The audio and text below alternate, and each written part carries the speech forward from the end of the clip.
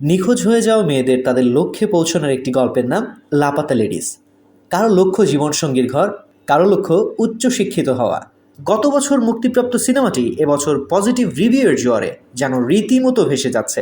কোনো কোনো স্থানে মেয়েদের পরিস্থিতি ঠিক কেমন হতে পারে, তাদের চিন্তাভাবনার কতটুকু পরিবর্তন প্রয়োজন, এরকম আরও অনেক কিছুর খোঁজ পাবেন দর্শক এই সিনেমাতে। লাপাতা লেডিস সিনেমায় আমির খানকে কাস্ট না করা ছিল একটি বড় ভুল সিদ্ধান্ত। এই সিনেমার সাবজেক্ট ম্যাটারের স্বার্থে আমির খানের দরকার ছিল, এমনটাই বলছেন অনেকেই।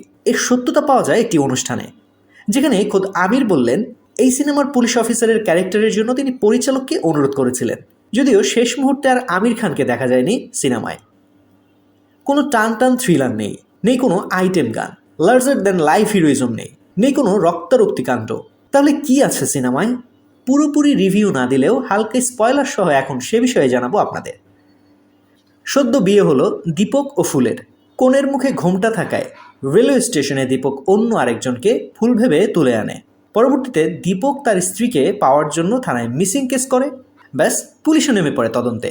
দীপক আসলে কাকে ঘরে এনেছে, তার পরিচয় কি, ফুলকে কি আদৌ খুঁজে পাবে? থাক, মূল গল্প না হয় আর নাই বাড়ালাম। তবে এটা বলা যায় গল্পটা বেশ ভিন্ন এক ফিল দেবে দর্শকদের। মূল চরিত্রের প্রত্যেকেই দেখিয়েছে তাদের দারুণ অভিনয়, বিশেষ করে যারা নবাগত। স্পেশালি লাস্ট 30 মিনিট ছিল এক কথায় অসাধারণ, যার কারণে সিনেমা শেষেও দর্শক একটা ঘোরের মধ্যেই থেকে যাবে।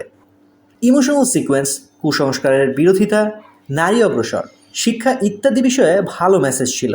পুলিশ চরিত্রে সুদীপ কিষানের অভিনয় সত্যিই ছিল দেখার মতো। এছাড়া ছায়া কদমের পারফরমেন্সও দর্শক মনে রাখবে।